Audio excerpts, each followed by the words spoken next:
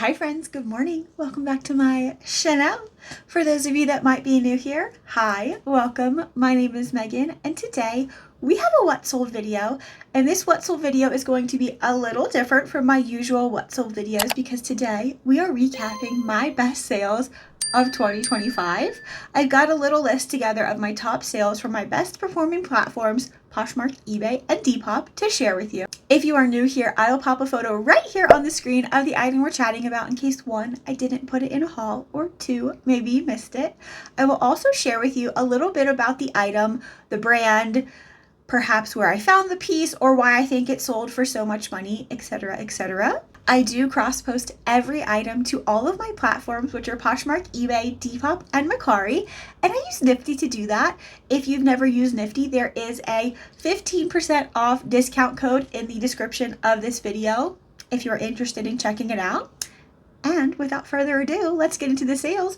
We're going to start with Poshmark. Start with the best sale, the highest dollar sale, and I have pulled the top 5 from each of these platforms. Some of them had a tie for like 3rd or 4th place, so I did include what was tied in my list. So some of them are more than 5 items, some of them are 7 items or 8 items, but roughly we're going to go over the top 5 for each one of these platforms.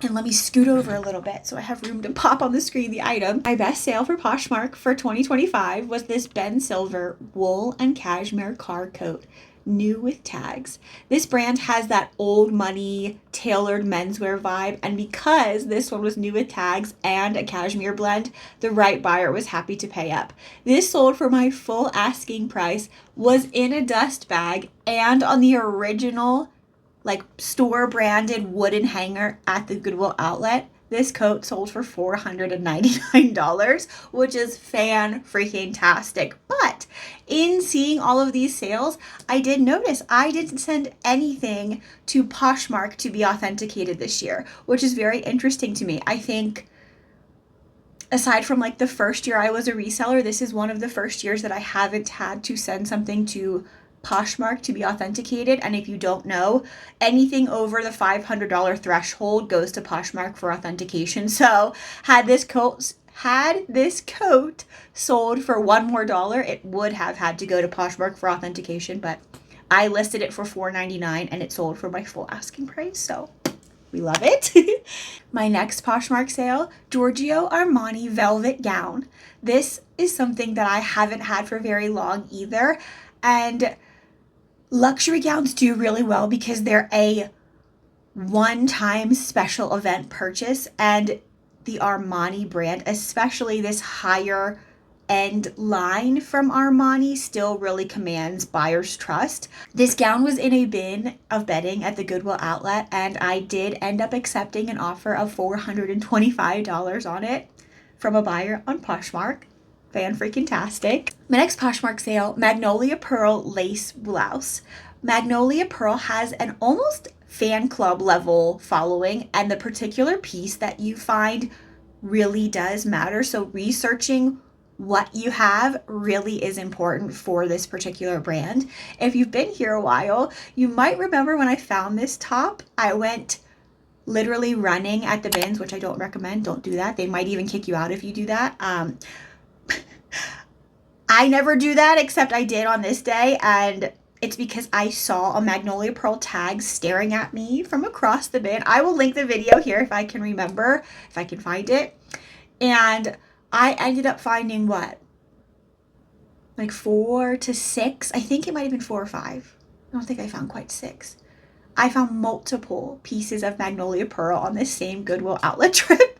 So that was really, really exciting. Probably one of my most exciting bins trips this year, for sure. If I didn't say already, this Magnolia Pearl blouse sold for $345, and it was indeed a bins find. The next Poshmark sale I have to share is this Gucci vintage crescent bag. Vintage Gucci, in my opinion, at least in comparison to the more modern Gucci that I have found, has always sold better for me. Vintage over more modern, especially when the item hits the sweet spot like this particular bag did. It was a classic style, and it was in really great shape too for its age. I believe this was an 80s bag, if I'm not mistaken, an early 80s bag. And again, this was another Goodwill outlet find. I found this Gucci bag along with multiple other designer bags in the same bin in the first row of the day. Now, this was maybe a year or so before I started. Maybe it was the same year I started posting on YouTube, but months before I started making YouTube videos. I think it was 2 or 3 Gucci bags and a Louis Vuitton bag. Okay, so first I found this Gucci bag. It is a vintage Boston style, like doctor style type bag. It has the signature red and blue stripe on this one, and it's a little misshapen, as you can kind of see, but I have it stuffed, so hopefully that helps bring it back to the original shape. Next, I found this absolutely gorgeous Gucci Anniversary Collection. I think this is a Sherry web stripe bag. I'm not exactly sure, but I know they remake this bag with the newer Gucci emblem here. So this is absolutely gorgeous, and nothing's really wrong with this one. The strap is a little dry right here, but that's really just from age. This I think might be my favorite one. I just like how classic it is. Next I got this Gucci bag, and this one to me straight out of the 70s. Like, I love the brown and orange stripe logo on this one. This is a gorgeous I guess it's a Boston bag. It could be a small carry-on. It's got the feet on the bottom, a nice little logo zipper pull here. And then lastly, I found this vintage Louis Vuitton bag.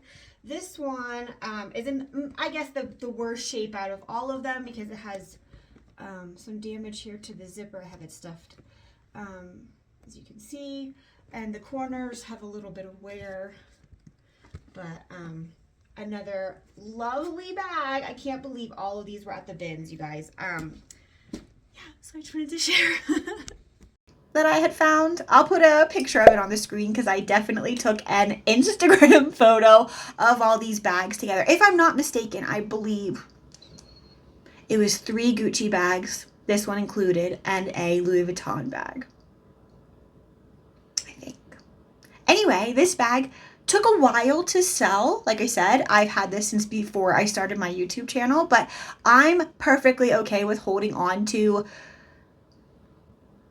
niche market things like this. Like I said, this was a collectible style, a classic collectible style, vintage, and in great condition. So I was happy to hold on to it in my little inventory collection until the right buyer came along. If I didn't say, I don't remember. It sold for $325, which is chef's kiss. And at the bins, the last time I went, I found this little book, the little book of Gucci, and I was skimming through. Let me skim so you can see too, kind of. And I saw, I believe, one of the bags that I also found in this same bin strip in this book. Oh, I'm not going to be able to find it. I should have marked the page. Please hold it. But these are really cute little books, and perfect for like your desk or decor or coffee table. I believe they're sold on Amazon, and I do believe they make, you know, Fendi, Chanel, Dior, Louis Vuitton. Come on now. I just saw. There we go. This exact bag, I do believe I found at the same time as this Gucci bag. I think this is the Boston bag. Yeah, GG Boston bag. And this one sold pretty quickly. It was also in really great shape, but really cute. Little Gucci. But yeah, see, look, they make Chanel, Dior, Louis Vuitton, Prada. I know they make Alexander McQueen. And apparently this was $16.95, but I picked it up as little. I'm going to probably over the next little while buy these also and have a kind of little like bookshelf kind of right where you're sitting on top of my computer riser. Anyway, back to the sales. We have a tie coming in at 4th, right? I think we're 4th, or is this 5th? Hold on. No, we have a tie for last. So for 5th, there is a tie at $300. The first item that is in this tie is another Magnolia Pearl piece. Magnolia Pearl, torn lace embroidered shirt jacket. I'll say it again, Magnolia Pearl has a cult favorite label with passionate collectors. So even pre-owned pieces that might have flaws or damage, hold their value incredibly well. Albeit these pieces did not have any flaws or any damage, and that is still mind-blowing to me that nothing was wrong with them. Cannot believe it. Anyway, next tied for 5th is this Prada Tuzzo Nylon Safano Saka round shoulder bag. The color of this Prada bag, chef's kiss, absolutely stunning. If the shape had been different, I don't carry a shoulder bag under crook of your arm bag or whatever. I typically do a crossbody bag, or at least a bag that's got a longer strap, or I don't do a bag at all and I'll just, put everything in my pockets of my jacket or my jeans or whatever. But this was the perfect shade of red, and I would have absolutely kept it if it had been a different style. Prada nylon bags, in my experience, are always hot. They never really go out of style, and it's a fabric Prada has been working with, I don't know if since the inception of their brand, but for a very long time. So it's kind of like a flagship fabric for them, if you will, maybe. And with Y2K trends being back, this one hits that perfect mix of classic designer and everyday wearable luxury. Speaking of everyday wearable luxury, I have 2 Prada nylon pieces in my own personal collection. I have a small black crossbody bag, and I have a brown backpack, which is a mini size, so it's kind of like a purse size. It's kind of like this big, and I love them both, and I'm not afraid to wear or use either one of them because they are nylon and they hold up against regular everyday use and wear. This was not a Goodwill outlet find, and I did not find it recently. Again, this is what I had, I think, just before I started posting on YouTube. So I've had this for over 2 years now. This one costs $14.99 in a regular store, and I will take that all day long because it sold for $300. And the last item tied for 5th place for Poshmark, the last Poshmark sale. Yes, the last Poshmark sale to share with you.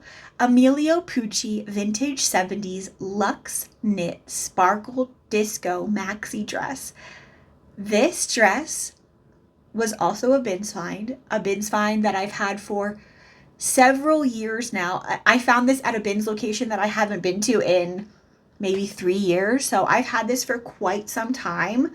And when I first found it, I thought it was going to sell so fast, and I thought it was going to sell for a ton of money. Don't get me wrong. $300 is fantastic for this dress from the bins, especially because it had a very small area of damage. It had a popped seam right at the end of the zipper on the back of the dress.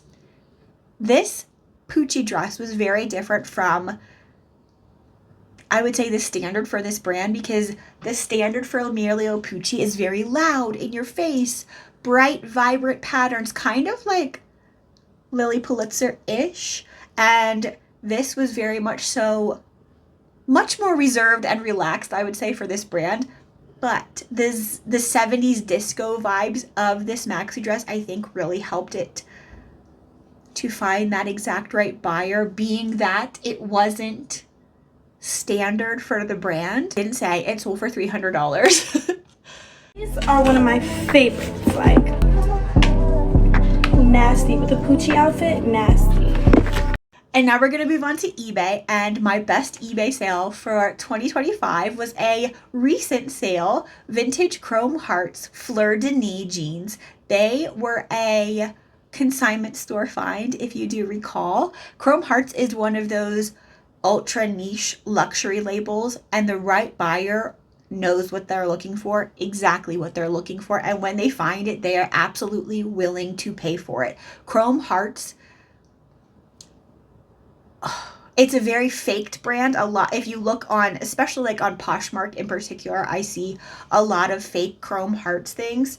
So you do have to be wary and cautious that there are a lot of fakes out there. But when you find an authentic piece, it is pure gold. These jeans, like I said, were a consignment store find. I traded things that I sourced at the bins and spent $89 in store credit at this consignment store on these jeans, and they sold, if I didn't say already, for $624. These did have to be authenticated by eBay, and I have never had to do that on eBay before. And in my travels through having to go down that path, I learned that something being authenticated by eBay and passing through eBay's checks in that way is the only thing that will supersede an INAD case on eBay. So had there was no issue with these jeans. The person received them and left positive feedback, all of the things. But had this person received the jeans and opened an INAD's case, eBay would have sided with me because they had already authenticated the item as what I said it was per my description, photos, and made sure the item was authentic. So that's really great to know that if you sell something that's authenticated by eBay, it's good to go, basically, because it does worry me to sell super, super high dollar things on eBay, just because I feel like some people on eBay like to play the eBay games. Anyway, next eBay sale, Priscilla of Boston 1960s wedding gown. This, if you are not new here, you know I really enjoy selling vintage bridal things, be that a wedding dress, be that a veil, be that decor that could be at your wedding, like lace table runners, all of those things. I just like being, I don't know, I like feeling like I somehow am a part of someone's love story. And it's so crazy to me that this gown that I saved literally from heading to the landfill now has a new life and might very well be part of someone's most special day of their life. And if I didn't say, this came from the bins and it sold for $300. We love it. Next, I sold the biggest bundle I have ever sold on eBay, a 14-item custom bundle to a repeat buyer. And it was, I believe, 99.9%. All of it was, if not all of it, was vintage clothing. Kind of like coquette, cottage core aesthetic, Western romantic aesthetic. If I didn't say already, this is by far the largest bundle I have ever sold on eBay. And while again, this did worry me because it was eBay, it was a repeat buyer, and I think I need to stop worrying a little bit about selling high dollar things on eBay because I've had way more positive outcomes this year on eBay than negative ones. So trying to let go of that. Anyway, I'm not going to put the 14-item bundle on the screen if you haven't noticed already. That's just too many. I don't have room for 14 items, but they were just all vintage cottage core, Western romantic, kind of like 70s to 90s era vintage clothing, and a lot of them didn't have brands. So they were style-based pickups on my part and buys on this person's part, which I love because sometimes it's nerve-wracking to pick up something with no brand and no tags whatsoever, so you don't even know the brand, the size, the fabric, and you're picking it up based on style alone. But I find myself doing that more and more often, especially this last year. I feel like a few years ago, I would never do that. I would only buy based on the brand tag, and that has very much so changed. And then, just like Poshmark, we have another three-way tie for, I think, fourth or last. Okay, so for fifth place, we have a three-way tie. And the first item in this tie for $200 is this vintage Ralph Lauren collection wool and linen houndstooth blazer. This is from the Ralph Lauren collection line, which is their true designer, like highest tier line, and is absolutely 1000% totally different than the Ralph Lauren you can buy in the mall, per se, like a department store like Macy's or something. This was also a vintage piece, and I think the tailoring of this jacket really helped it to sell, aside from the fact that it was linen and wool and houndstooth. I think all of the things came together for this blazer to be something that the exact right collector was seeking out. And like I said, this blazer sold for $200, and this was a Goodwill Outlet bins find. Next, tied at $200, we have a vintage sunburst sunflower handmade quilt. Handmade vintage quilts are something that has such a dedicated buyer base, and I have found that there are two groups of people in this buyer base. One, the people that intend to display the quilt or use the quilt as is in its current condition, or fix it up and display it. Or there are people that are trying to repurpose these quilts and make them into bags or coats or all of the things. And if I could sew, I would absolutely be so interested in turning some of these quilts into jackets, because I think they would be so stunning. Anyway, that's not here nor there. All of that to say, there are quite a few people that collect or are interested in purchasing vintage quilts, and they don't have to be in pristine, perfect condition with no holes, no stains, no nothing. I have sold quilts with giant holes, with pretty sizable stains, with pieces completely missing, just the top and not a finished quilt, and they still sell pretty well. I feel like this particular quilt hit a few markets. It's that sunflower pattern that's kind of cozy, cottagecore, Americana, and people are really into that aesthetic right now. And over the last year, I'm so proud to say I have absolutely sharpened my quilting eye, if you will, and I can easily spot in a bin if I think that is a vintage handmade quilt or it's a store-made one. It's another category that I have absolutely grown to love selling, and I'm very excited to see what kind of quilts I can find in 2026. Last item for this three-way tie is a vintage Sue Wong beaded fairy core gown.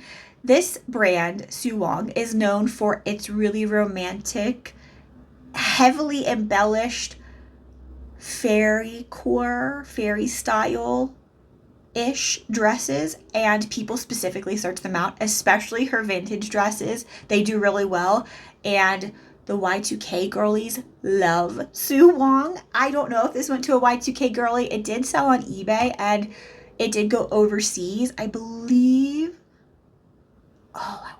I want to say it went to Australia, but I can't remember. But I know it was an international sale, so that's exciting. And if I didn't say, this was the last of the three items that tied for selling at $200. And now we're going to move on to Depop, the last platform that we're going to chat about. And my first and best Depop sale I have to share was very, very recent. So if you are not new here, you definitely heard me talk about this. My best Depop sale to date, Russian mink full-length coat. I will put the brand on the screen. I don't know how to say the brand. It is a long Russian name. This, like I said, was my best Depop sale to date, and I did share when it originally sold that it sold to a model who is on reality TV, and I have been keeping up with all of her socials, and she has worn several fur coats in the last week or so. She is in a place currently where it is cold and snowy, and she is wearing fur coats, but she hasn't worn mine just yet. So I will be sure to keep you posted on that. If she does wear it, I will obviously share that with you. And it's not surprising to me that this mink coat, gorgeous, nothing wrong with it aside from a few small areas on the liner where it had started to fall away. There was no odors, the fur wasn't shedding. It was absolutely beautiful. It's not surprising at all to me that it sold for full price, but it is very surprising to me that it sold on Depop. I did say in the video when this initially sold, perhaps my being verified on Depop has something to do with someone who is a celebrity purchasing something from a Joe Schmo like me. I don't know. I have no idea. Maybe it did. Maybe it didn't. Maybe she just wanted this coat. I don't know. But $489 for, yes, a bins find. I found this coat at the bins during the summer of this year, and I waited to list it until wintertime, and couldn't have imagined a better sale, to be honest. Okay, the next Depop sale, Fry Engineering boots. This particular style, the engineer boot from Fry, is one of their flagship styles, and it's always very popular. Similar to the ultra popular campus boots, which if you can find campus boots in banana yellow, you have hit a gold mine, a small gold mine. So just like that kind of style, the campus boots, people seek out this particular style. And Jack found these at the bins not too long ago, and they hadn't been listed for very long before I received this $150 offer that I gladly accepted. Next Depop sale, Dooney & Burke mini bucket bag. This is a vintage all-weather leather mini bag, and both of those things, all three of those things, are why I think this bag sold. It's sold so well. It's vintage. It's all weather leather. It's a mini bag. And on top of it, the color was absolutely dreamy. This like bone leather color. Vintage Dooney really has a loyal fan base. And like I said, with mini bags being back in style, I think this one just checked a lot of the boxes. If I didn't say, this mini bag sold for $135, and this was a bins find. Next Depop sale, not surprising at all, Trip NYC military epaulette jacket. This brand, Trip NYC, especially vintage, is huge in alternative fashion, and Depop is exactly where these buyers live. No surprise at all, this sold for $109 and was a very quick flip on Depop. And the last Depop sale rounding out 2025 for my top sales was this Coach vintage penny pocket bag. In case you've been living under a rock for the last year, vintage Coach has totally made a comeback, especially simple made in USA leather styles like this one. This little bag sold for $100, and it's crazy because several years ago, I don't think I could have even got half of that for this vintage Coach bag, but because Coach has had such a resurgence, not only vintage Coach, but Coach brand itself, I think has really had a comeback with Gen Z, and they have the Tabby and all kinds of other really ultra popular modern bags now too, but vintage will always be something I think that collectors will seek out, especially bags made in USA like this one. If I didn't say, it sold for $100. And with that, that was my top sales for 2025. Looking back on everything I sold this year, here are my biggest takeaways per platform. I would say Poshmark really shines for luxury fashion and romantic vintage inspired pieces. eBay is still king for rare, niche, and luxury buyers, especially those harder to find items like chrome hearts. And Depop really rewards style-based finds and nostalgia-driven fashion. And I've seen a trend on Depop where one item is popular in my closet, and all of the sudden, that item has interest from multiple users. It's like Depop has like a collective brain or something, and when someone searches for something, all of a sudden a bunch of people are very interested in it at the same time. That makes any sense? I don't know. Anyway, I want to hear from you now. What was your most exciting sale of this year? Your most exciting find? Maybe you haven't sold it quite yet, but you found it and it's listed for sale. Or tell me a brand you're hoping to manifest in 2026. I love reading your comments and cheering you on. Maybe we can help manifest your brands for you for the new year. Speaking of new year, thank you so much for hanging out with me and supporting my channel and just being here this year. And if you enjoyed this year-end recap, please be sure to give this video a thumbs up so I know to keep this type of video in mind for next year. And if you're not subscribed, don't forget to do so you don't miss the next video. And with that, 2025 has come to a close, and I will let you go. If you took the time to watch this video and you spent your social media currency with me this year, I so appreciate you. And if you wouldn't mind just hitting like on the way out, that would be awesome. I'll see you next time, friends. Bye.